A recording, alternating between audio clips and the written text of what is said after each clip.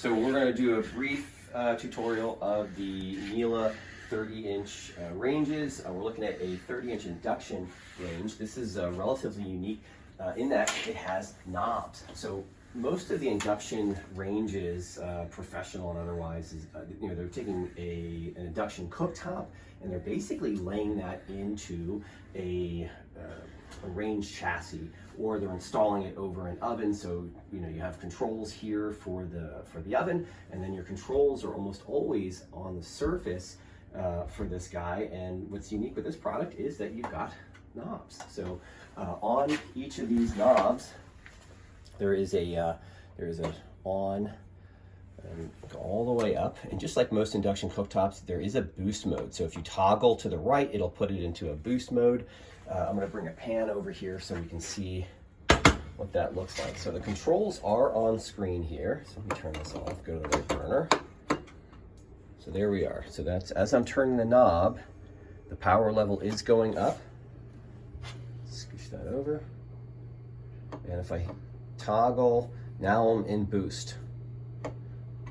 Now I'm back to 9. So basically just by toggling that a little bit, it'll take it from its highest setting, and then it'll go to the boost mode just by holding it for a half second. So the induction top comes with a very large induction zone here. You've got another large in the back right. You've got a medium in the front right, and then you've got this small over here on the left, and then you can see here you've got like a little pot rest to the left of that. Down below, we have probably, or arguably, one of the largest ovens in the industry for a 30-inch range.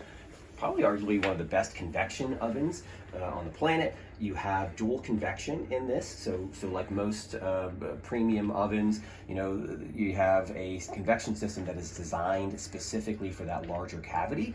A lot of companies will put a smaller convection fan in the back of the oven that really isn't designed for that large oven. It was just something they had lying around in a parts bin. Here you can see that baffle covers the entire back wall.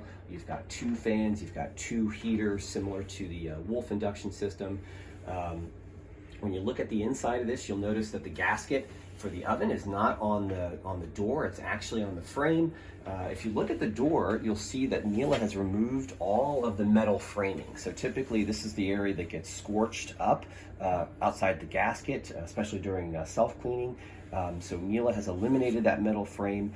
They've also put this non-stick piece of, I'm guessing that's aluminum at the top, which probably is easy to wipe down as things get spilled or after the cleaning process. Also, to assist in cleaning, you've got this really nice plate that covers the hinge area. And obviously, if you're taking things out of the oven and you spill something, or you have some crumbs, that'll get caught there, and it's nice that is removable. Now, down below that, there's the toe kick area, but this is all lined in stainless, so it's very easy to get anything that can't be on there. Each of these oven racks is coated in a almost like a glass coating. It's called a pyrolytic coating that's over the runners in addition to the racks. That makes cleaning those racks really, really easy. Miele says that you can actually leave those in during self-clean if you like. I personally wouldn't. I think that the cleaning properties work or last better when they're not left in for self-cleaning. This oven will give you 2 standard racks, and then it will give you 1 full extension glide rack. You can purchase more from Miele's website. There's also a Miele showroom near us in the DC market over in Tyson's Corner, right behind, what is that, Richard? That's Tiffany's. So in addition to the glass coated racks, we have kind of an interesting piece here in that we've got an onboard wireless roast probe. So typically you've got a jack on the wall on the inside of the oven. You'd plug in a corded probe, and then you would put your roast in a cold oven. Most people forget to put it into a cold oven. They preheat the oven, and they've got to figure out how to, with an oven mitt, go into a hot oven and jack that probe into the wall. So this makes that process a lot easier. You also see Miele uses a numbering system. Now that numbering system is kind of nice. You know, Miele wanted to make this oven very versatile. So they gave it a ton of various cooking modes, right? So you go in, you've got a couple of different convection options here, your standard convection bake, your convection roast. Then you've got surround bake or traditional bake. You've got surround roast or your main roasting mode. If you go to the next screen, you'll see that there is a moisture option. This oven has an optional water inlet. So if you want to bring water over to this, just like you'd bring water over to your refrigerator, you put a little shutoff valve back there. Miele gives you a stainless steel braided hose so that you can basically give this thing a little boost of steam during certain baking processes. So that mode, obviously, if you don't hook up water, is going to be a dead feature. If you do hook up the water, you'll be able to add bursts of steam to the oven.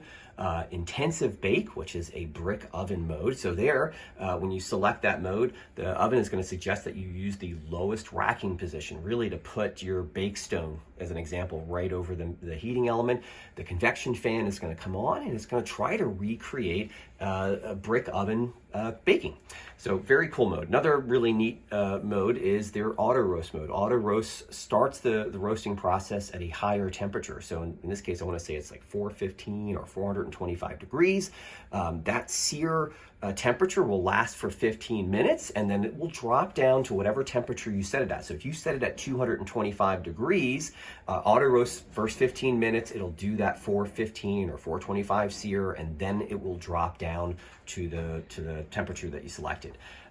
You've got bottom heat, you've got top heat. The idea there is you've got a browning element. If you're doing a pie and you want a little extra heat, let's say the last 5 minutes or the last 10 minutes to put some additional color on the crust or a little bit of texture on the base, you can basically jump out of any one of those cooking modes. Your timer, your temperature, everything will stay the same, but you can basically direct the heat from one of those browning elements. You've also got a standard broil. You've got an economy broil. The standard broil basically is going to use the browning element and the broiling element simultaneously for a really intense sear. The economy is just going to be the inside broiling element only. So depending on the intensity of what you're trying to do there, you've got both options. You've also got a convection broil. Gentle bake is going to be a bake with a little extra heat from that upper browning element. So what's neat with this oven is that when you're baking, you're not just getting heat from the bottom of the oven like a traditional oven, you're actually getting some assist from that upper heating element. That's great, especially for the size of this cavity. Now, I read the use and care manual. I figured out what all of those different modes are. I just explained them to you, but I'm not a chef. I can't tell you exactly what each of those modes is good for. You would have to do a little bit of additional reading in the manual, maybe do some online research, or Miele is giving you the option to go in and consult with chefs that they've consulted with. So they consulted with chefs from all over Europe, have tried these ovens, and basically they came up with an integrated user guide. So if you want to do a turkey, it's Thanksgiving, you just got this thing, and you know what, you've never done a turkey in a convection oven, you're not really sure about the process or which one of those modes would be ideal. By going into the Master Chef, you can select poultry. There is turkey on the far right.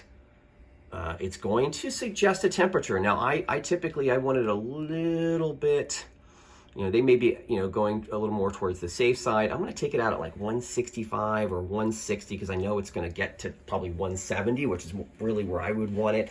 So I'm going to adjust it to 160. Again, it's going to take it to 325, which with convection is pretty decent. I liked it to be just a little more low and slow, so I'm going to go down to 290, and I'm going to hit OK. Now, it's actually going to go in and automatically select that auto roast mode, and it's going to suggest that I use the roast probe so that it knows what the internal temperature of the bird is. It's telling me to use shelf level 1, which is, again, there we're referencing that numbering system that Miele has on the walls. I'm going to hit OK to go to the next screen, and it's telling me it's going to finish in approximately, let's see, I think it's 11:30 now, so what is that, probably 2 hours, I guess, 2.5 hours, which is pretty impressive.